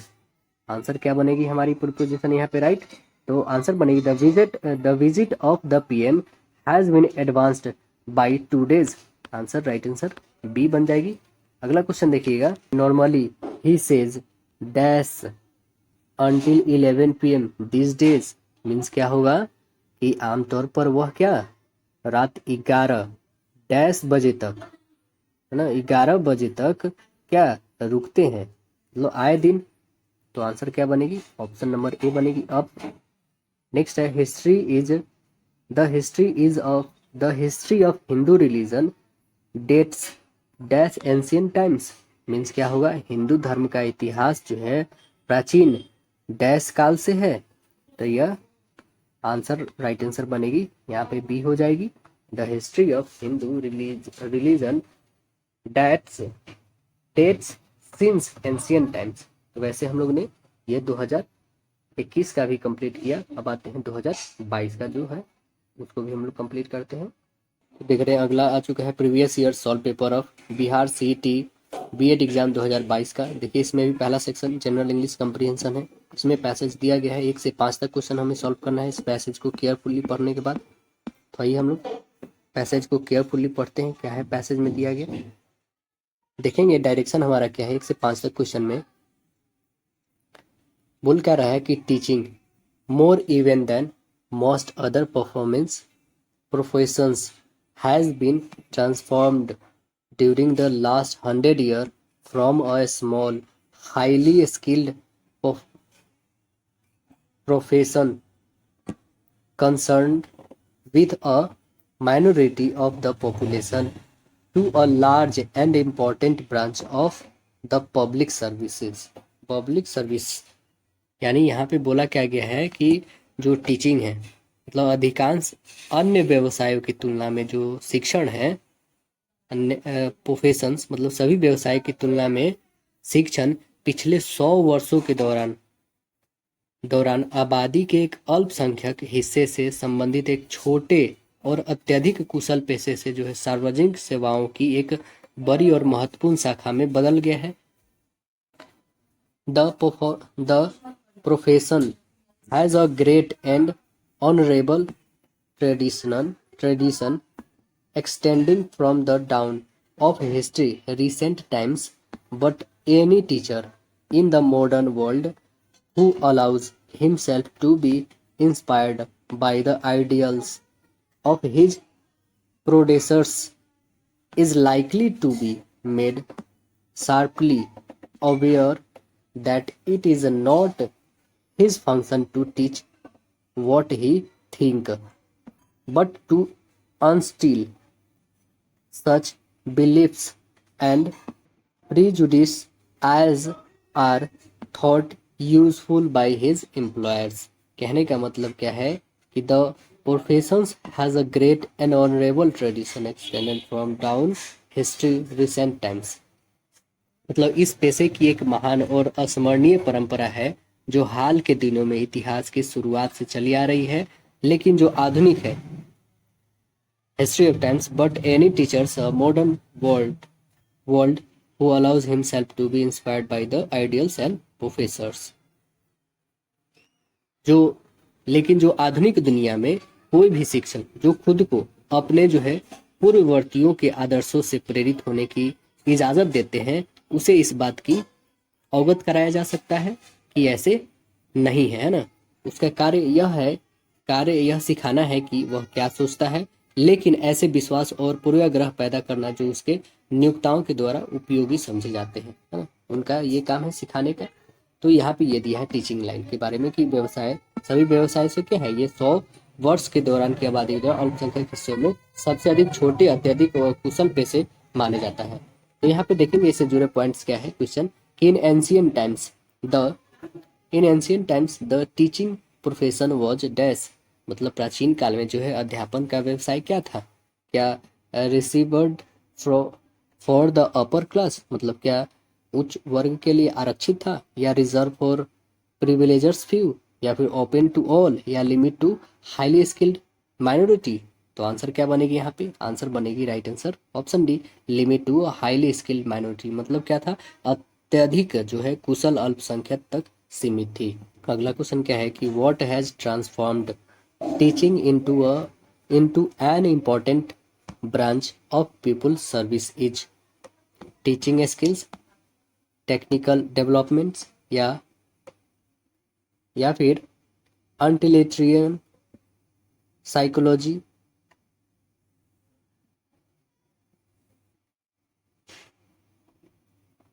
अगला क्वेश्चन है कि what has transformed teaching into an important branch of public service, teaching skills, technical developments, या अनटिलिटरियन philosophy, या the demands of the employing industry.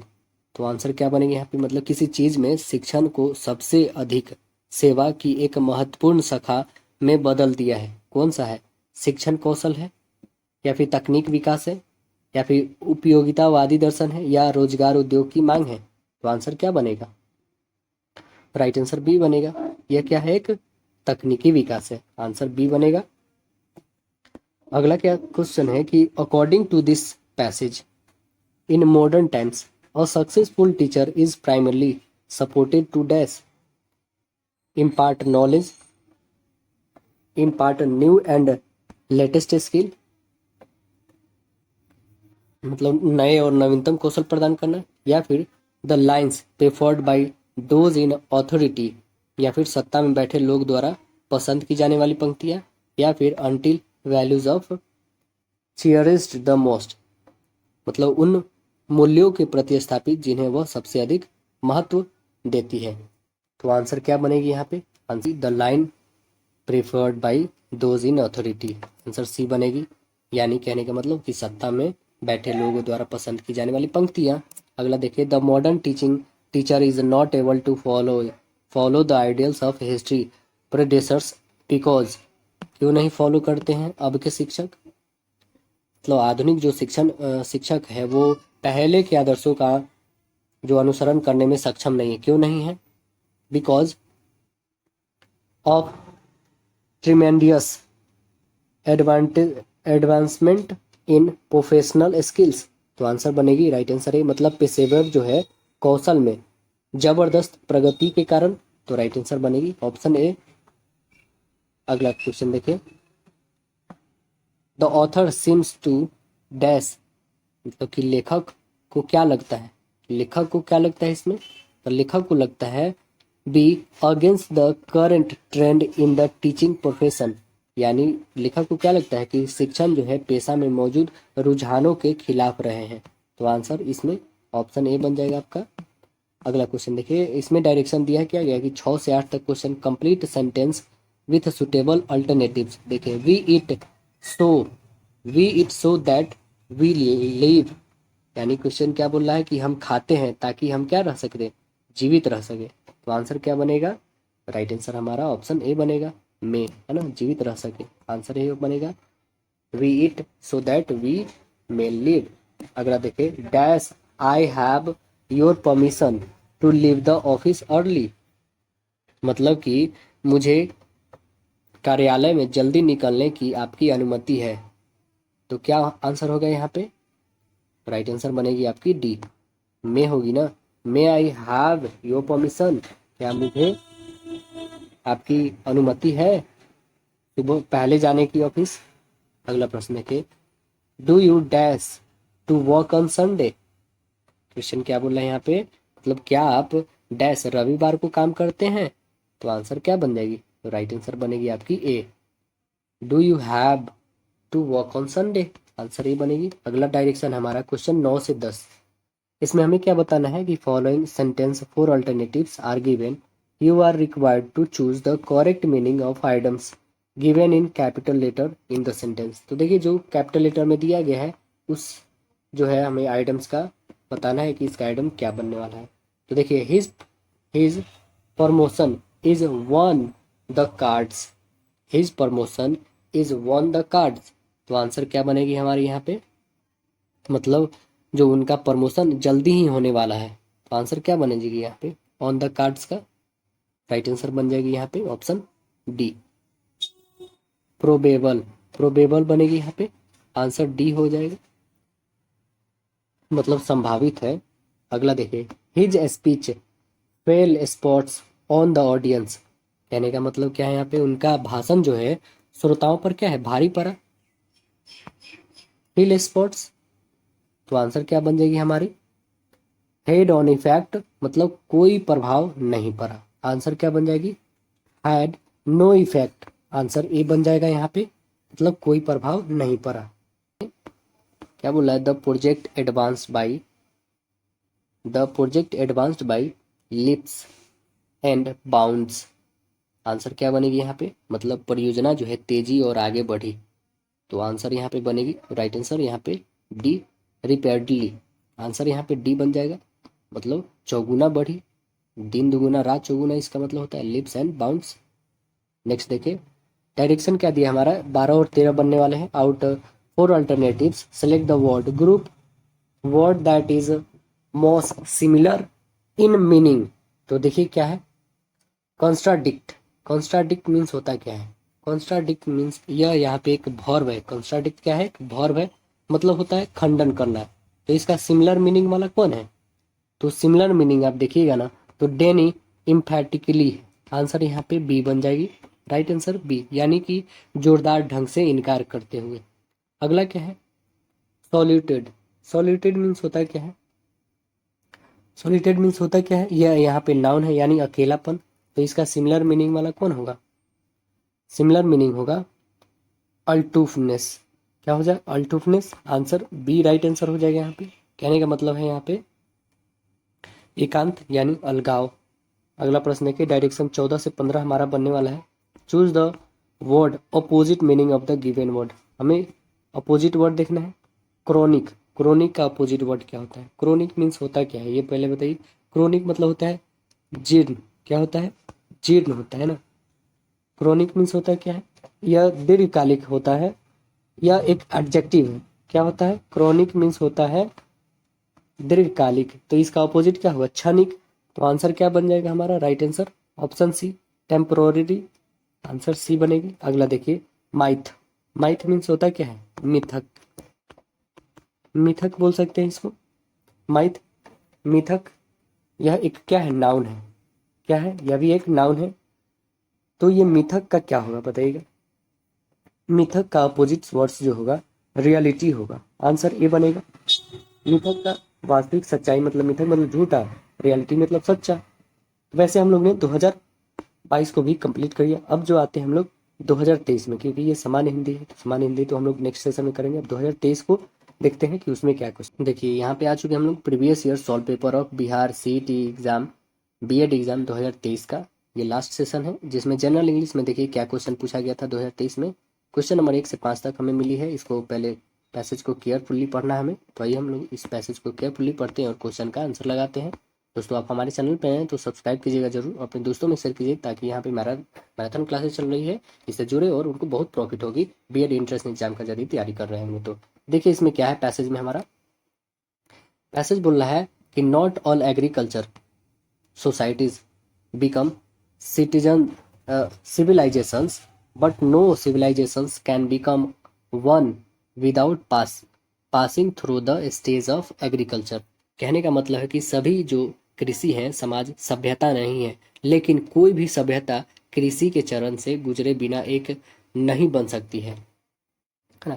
अगला क्या बोला sentence में, this is because at home stage in the development of agriculture as productivity improves, not all people would need to be engaged in producing or producing food। कहने का मतलब क्या है यहाँ पे कि ऐसा इसलिए है क्योंकि कृषि के विकास के किसी चरण में जैसे जैसे जैसे उत्पादकता में सुधार होता है, सभी लोग को भोजन के उत्पादन या खरीद में संलग्न होने की आवश्यकता नहीं होगी। अब बड़ी संख्या, अ significant number of people would be freed up to pursue outer activities such as building walls or monuments for a new cities, making a new tools, weapons and jewelry, organizing long distance trade, creating a new artists masterpieces masterpieces, coming up with a new invention, keeping accounts, and perhaps constructing a new public infrastructure such as irrigation canal that further improve the productivity of agriculture, thus realizing even more people to do new things। कहने का मतलब क्या है यहाँ पे कि जो बड़ी संख्या में लोगों को बाहरी गतिविधियां जैसे नए शहरों के लिए दीवारों या स्मारक बनाने के लिए मुक्त किया जा सकता है, नए उपकरण, हथियार और आभूषण बनाना, लंबी दूरी के व्यापार को व्यवस्थित करना और नई कलात्मक उत्कर्ष कृतियों का निर्माण करना, नए आविष्कारों के साथ आ रहा है हिसाब किताब रखना और शायद सिंचाई नहरों जैसी नई सार्वजनिक बुनियादों ढांचे का निर्माण करना, जिससे जिससे कृषि की उत्पादन जिससे कृषि उत्पादकता में और सुधार हो, जिससे और भी अधिक लोग क्या हो नई चीजें करने का एहसास हो। अगला जो स्टेंजा बोल रहा है हमारा, this can happens the course only if society that has transitioned to high productivity agriculture has also at some stage in its evolution found a way to channel the bondage of free time into other work fruitfully। कहने का यहाँ पे मतलब है कि निसंदेह ऐसा केवल तभी हो सकता है जब समाज जो उच्च उत्पादकता वाली कृषि में परिवर्तित हो चुका है और उसके अपने विकास के किसी चरण में खाली समय के लाभ को अन्य कार्य में उपयोगी तरीकों से लगाने का एक तरीका ढूंढना लिया है ना।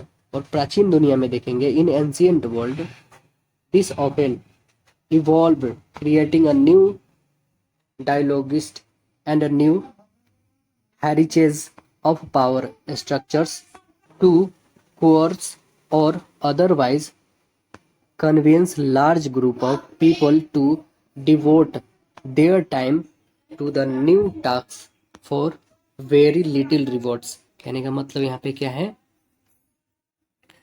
कि जो ढूंढ लिया गया तरीका उसको प्राचीन दुनिया में, इसमें अक्सर लोग के जो है बड़े समूह को बहुत कम पुरस्कार के लिए नए कार्य के लिए अपना समय जो है समर्पित करने के लिए मजबूत करने और अन्यथा मानने के लिए कई विचारधाराएं और नए पद अनुक्रम या शक्ति संरचनाएं बनाना शामिल होता था। तो यहाँ पे देखने एंशिएंट जो एग्रीकल्चर है और डेवलप एग्रीकल्चर के बारे में इसमें बताया गया है। तो इससे जुड़े इंपॉर्टेंट पॉइंट क्या देखिए, what kind of agriculture based societies would emerge as civilisations. तो किस प्रकार के कृषि आधारित समाज सभ्यता के रूप में उभरेंगे। कैसे उभरेंगे? तो यह उभरेंगे और societies which achieves high productivity in agriculture had an opportunity to find time for other work। Answer बनेगी राइट आंसर ए है यहाँ पे हमारा, मतलब जिन समाजों ने कृषि में उच्च उत्पादकता हासिल की है उन्हें अन्य कार्य के लिए समय निकालने की अवसर मिला है, तो राइट आंसर ए बना। अगला देखिए, people as a group were convergent to do new work thought. मतलब कहने क्या है कि समूह के रूप में जो है लोगों को नए कार्य करने के लिए आश्वस्त किया गया है, तो आंसर क्या बनेगी हमारी? राइट आंसर बी, यानी ideologist ideologist hierarchies and power structures. Right answer हमारा ऑप्शन बी बनेगी। कहने का मतलब है कि विचारधाराएं और पदानुक्रम और शक्ति संरचनाएं होगी। अगला क्वेश्चन है, which word in the passage means change over. Change over का मतलब यहाँ पे क्या है? तो चेंज ओवर का मतलब क्या है यहाँ पे? चेंज ओवर मीन्स होता ही है बदलाव, परिवर्तन। तो आंसर क्या बनेगी हमारी? ट्रांसिशनेड आंसर बन जाएगी ऑप्शन ए, इसका मतलब ही वही होता है परिवर्तित। अगला प्रश्न देखें, नेक्स्ट क्वेश्चन क्या है हमारा कि which one of the following statement is true according to the author. कौन सा इसमें स्टेटमेंट जो है सही है अकॉर्डिंग टू ऑथर? तो आंसर बनेगी agriculture has always been part of all civilisations. Right answer यहाँ पे ए बन जाएगा, मतलब कृषि जो है हमेशा सभी सभ्यताओं का हिस्सा रही है। अगला क्वेश्चन देखें, नेक्स्ट क्वेश्चन क्या है हमारा कि a significant number of people were sent to cry out other work from agriculture because. क्यों है? देखेंगे बड़ी संख्या में जो लोगों की कृषि से अन्य कार्य करने के लिए भेजा गया है। क्यों भेजा गया है? Because there were sufficient agriculture products. Answer right answer C बनेगा, यानी कहने का मतलब यहाँ पे है क्या कि पर्याप्त कृषि उत्पादक थे हैं आवश्यकताओं की। अगला क्वेश्चन हमारा डायरेक्शन क्या दिया गया है कि question 4 alternatives are given, choose the alternative which best meaning of idioms या फ्रेजेस। तो देखिए हमें आइडम्स फ्रेजेस किसकी दिखानी है? टुक क्यू फ्रॉम का। तो इसका होता क्या है, देखिए the actress took Q from her brother and becomes successfully. कहने का मतलब क्या है यहाँ पे कि अभिनेत्री ने अपने भाई से प्रेरणा ली और सफल हो गई। तो आंसर क्या बनेगी यहाँ पे? राइट आंसर बनेगी अ हिंट, मतलब क्या उसे प्रेरणा ली। आंसर बनेगी राइट आंसर बी, सलाह ली उससे, है ना। आंसर ऑप्शन बी बनेगा। बी कहने का मतलब है कि एक संकेत, है ना, अ हिंट। अगला डायरेक्शन क्या दिया हमें बताना है कि selecting the correct sentence comprises 4 alternative. हमें कंप्राइज करना है इसमें चारों को सिलेक्ट करना है कि करेक्ट सेंटेंस इसमें कौन सी है। तो कौन सी इसमें करेक्ट सेंटेंसेस है? तो आप देखेंगे a good teacher provides a student with all the useful information. मतलब जो एक अच्छे टीचर शिक्षक होते हैं वो बच्चे को क्या सिखाते हैं? बहुत ही अच्छी इंफॉर्मेशन के बारे में बताते हैं। आंसर सी बनेगा। अगला देखें, डायरेक्शन 8 से 9 हमें क्वेश्चन बनने वाली है। Out of 4 alternative choose one which can substitute for the given words या सेंटेंस। क्या है? A process involving too much official formalities. कहने का क्या मतलब है कि बहुत अधिक आधिकारिक औपचारिकता वाली प्रक्रिया को क्या कहते हैं? क्या कहते हैं? तो आंसर क्या बनेगी हमारी? Red tapism. रेड टैपिज्म मतलब लाल फीताशाही। आंसर बनेगा हमारा ऑप्शन नंबर सी हो जाएगा, लाल फीताशाही। नेक्स्ट है one who lives his own country to settle in another. Answer क्या बनेगा यहाँ पे? बोल रहा है कि जो अपना देश छोड़कर दूसरे देश में बसते हैं उसे क्या कहते हैं हम लोग? उसे कहते हैं इमिग्रेंट। क्या बोलते हैं उसे? इमिग्रेंट बोलते हैं। राइट आंसर डी बनेगा, यानी कि प्रवासी बोलते हैं उन्हें। अगला डायरेक्शन दिया है 10 से 15 तक क्वेश्चन बनेगा इसी से। क्या है? Complete sentence with suitable alternatives. तो आइए इसमें से हमें को बस चुनना है। There is no limit dash the want of man. कहने का क्या है कि कोई सीमा नहीं है डैश मनुष्य की चाहत का। तो आंसर क्या बनेगी? आंसर बनेगी two. There is no limit to the want of man, right answer B बनेगी। अगला देखिए, you dash to finish this time because you have no choice. कहने का क्या मतलब है कि आपके डैश नहीं है इस समय पर खत्म करें क्योंकि आपके पास कोई विकल्प क्या है, नहीं है। तो आंसर क्या बनेगा, राइट आंसर बनेगी हमारी option C, you have to finish this on time because you have no choice. Next question देखिए, क्या है question, oh such a pretty girl whom has she dash. कहने का क्या मतलब है यहाँ पे, बोल क्या, ओह इतनी सुंदर युवती वह किसकी पास है, किसकी पास होगी यहाँ पे। तो आंसर क्या बनेगी हमारी, right answer taken offer, taken after, answer बनेगी राइट आंसर एक, whom has she taken after. अगला देखें, टेकन आफ्टर कहने का मतलब है के बाद लिया गया है। अगला देखें, the punch, the punch made the boxer dash with pain, मतलब मुक्के से बक्सर दर्द से डैश कराह उठा। तो आंसर क्या बनेगी हमारी, विंग्स, आंसर ए बनेगी। मतलब क्या हुआ, विंग्स उठे, है ना।